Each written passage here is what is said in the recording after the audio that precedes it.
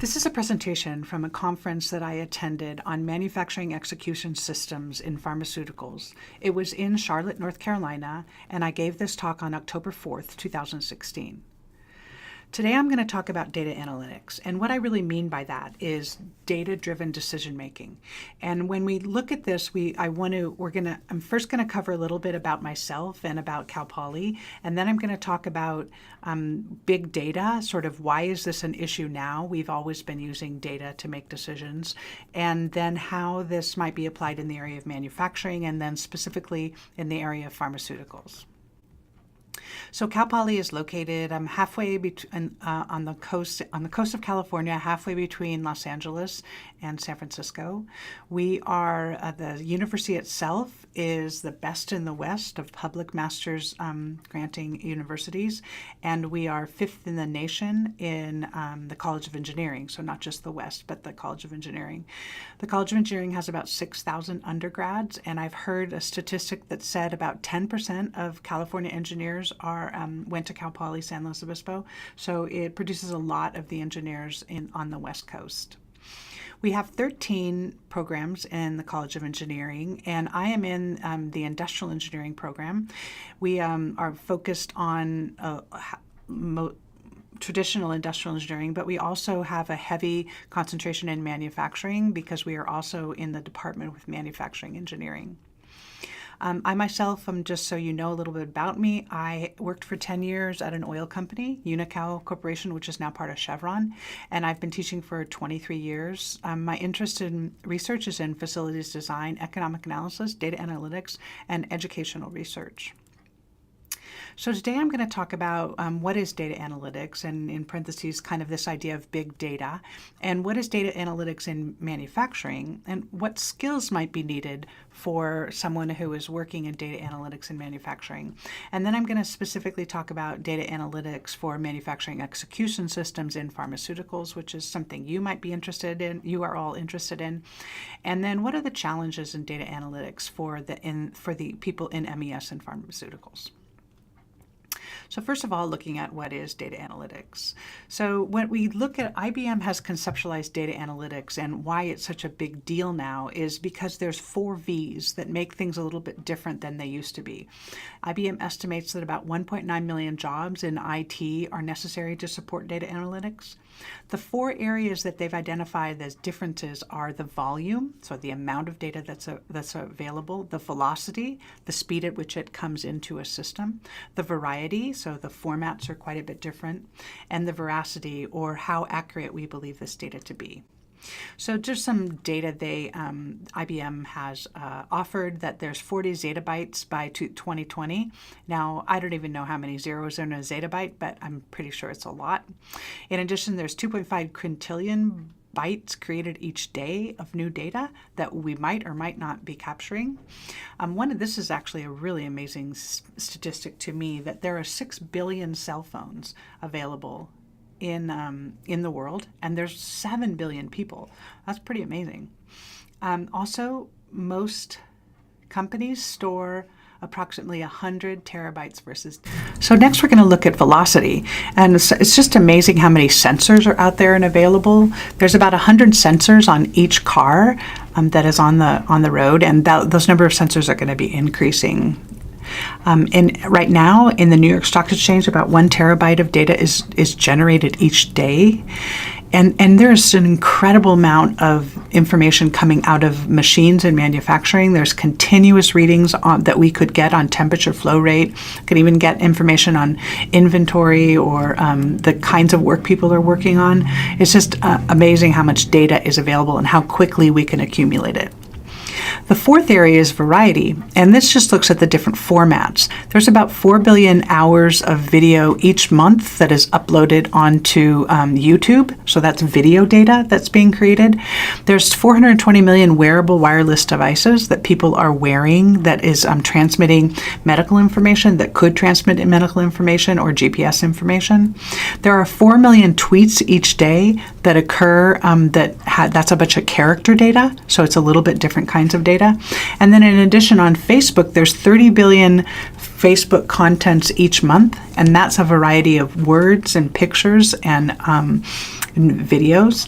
So you can see the variety of data is quite amazing, what is available in order to do analysis on. And then the last thing is the veracity of the data. So how confident are we in this data? It used to be that most of the data that businesses used to make decisions came through an accounting system or some kind of control that verified the data. And that's not true in most of the data that we're collecting. It looks like the data, IBM estimates that there's about $1.3 trillion lost every year due to errors in data that we're collecting.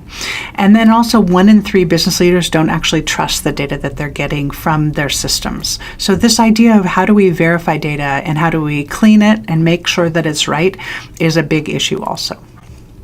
So what does this mean in the area of manufacturing? How does this big data, it's often used in the area of marketing or any kind of also sort of social areas, but we're talking about how does this apply to manufacturing? So when we're conceptualizing it, we're looking at sort of 2 different methods or 2 different ways that data is coming in or coming from the manufacturing system. The first is collected real-time data continuously that's flowing out of the system, and the second is that data that might be collected, combined, stored, analyzed, and visualized. So when we look at these 2 systems, this first system is quite a bit like a normal quality control kind of method where we're continuously collecting data. We've been doing this for a long, long time.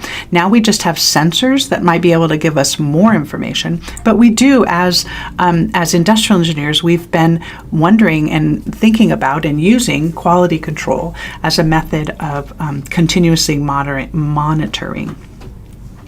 When we look at combining what we might call an ad hoc kind of analysis, they might be regular or it might be periodic, but it's not continuous. So in this case, we get data from the manufacturing systems, and we also might get data from other systems. So maybe human resource systems, or even systems that people have on their Excel spreadsheet on their laptop. And then we combine that and analyze it, and we then create information that will help in decision making. So what are the tasks that are needed to do this? So we need, and in the first, I've laid out both of these side by side here. The top one is the continuous collection. Well, we need to be sensing with PLCs. We need to collecting and cleaning the data. We need to be storing and managing. So how much data are we going to maintain and how are we going to be storing that? And then we need to do analysis and detection. And this is a big deal. We often use rules of thumb in quality control to decide whether something is out of balance, but there's actually many, many sophisticated methods of doing this. And then we also need to visualize. So this is real-time continuous analysis of data. Now on the sort of more ad hoc or periodic analysis, we still might be sensing using PLCs. We might be querying databases, whether they're ERP systems or some other kind of system. We need to collect and clean and make sure the data matches together. We need to store and manage the data. So how much are we going to keep? And we need to do analysis of the data, visualization, and then continuous. Often this is fed into a continuous improvement cycle. Those are the tasks that are needed. So when we look at what skills might this mean for engineers in the future, so designing sensors would definitely be part of the system. How do we get the best information off of these machines? We definitely need to understand coding about when we get data off, what format it is, and how do we pull it off and put it someplace else. We also need data management issues, and then also database design. So how do we query a database, and how do we store the information?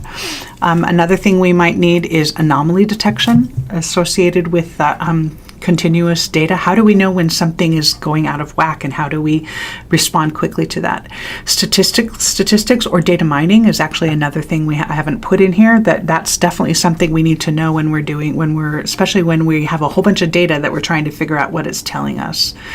And then we need to understand human factors about how people can visualize data or see data in order to put it into a decision-making process.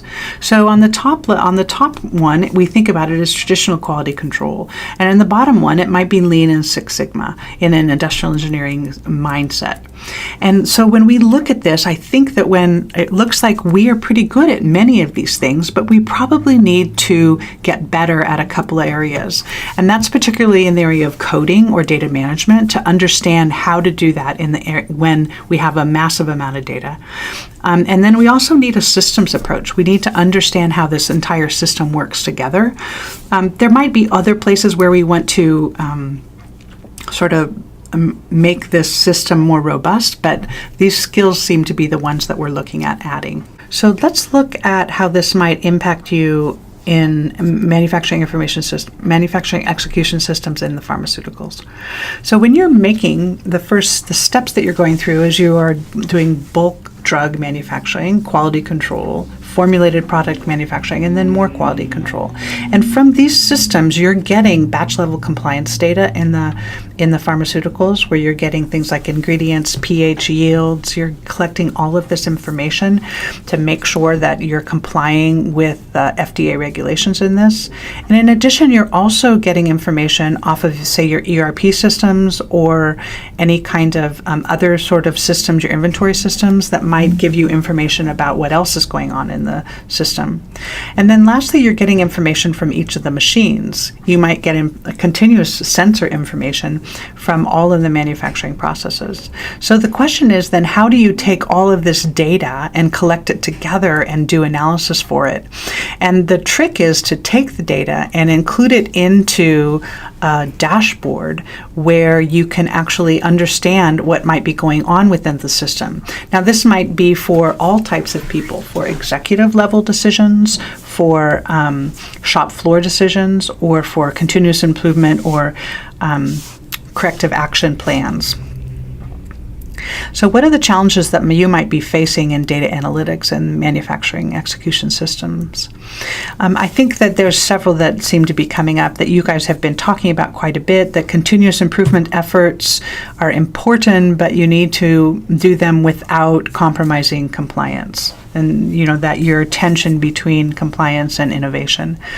And then how do you combine data from a variety of sources using legacy systems? This is also a difficulty in many places that are trying to look at using data.